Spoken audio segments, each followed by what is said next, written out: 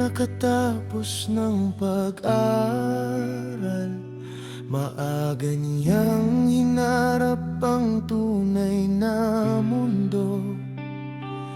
Bitbit ang pangarap para sa pamilya.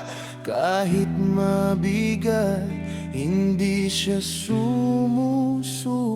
Sa init ng araw siya'y bumabiyahe. Motor na luma ang kaniyang kasama. Listahan ng pangalan sa kaniyang kamay. Mga hulugang kailangang masingil pa. Minsan may pera, minsan puro dahilan. May pinto na bukas, may pinto na iiwasan. Ngunit sa bawat bukas na lang, pre, ngumingiti siya. Kahit kapos sakita rin. Si Pareng Jason ay lumalaban para sa pangarap ng kaniyang tahanan. Kahit hindi nagtapos ng eskwela, diskarte at sipag ang kaniyang sandata. Sa bawat bariyang kaniyang naiuuwi, may halong pagod at konting ngiti.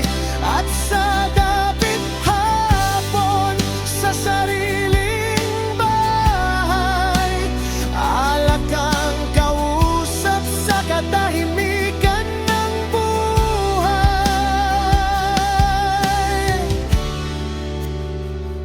Sa bawat kalsadang kaniyang tinatahak, may pangarap siyang pilit inaabot. Hindi para sa sarili lang, kundi para sa anak at asawang minamahal. Minsan kulang ang koleksyon, minsan sakto lang sa panggastos. Pero hindi siya natitinag sa laban ng buhay na walang pahinga.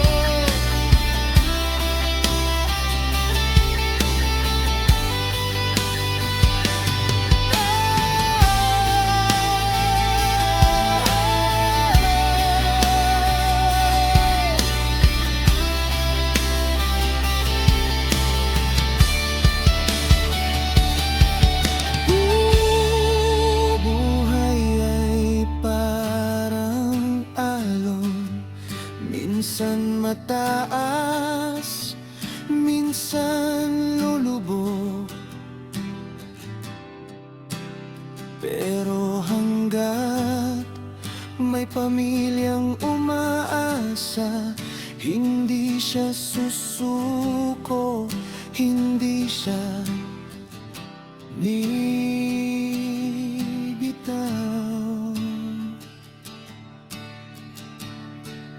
Si Pareng Jason ay lumalaban sa mundong walang kasiguraduhan. Hindi man siya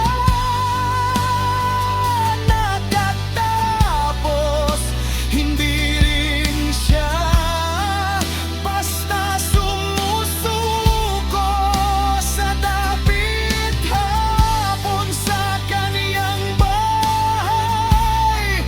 May tagay na tahimik na saksi sa isang ama na handang masaktan, basta pamiliya'y may ngiti.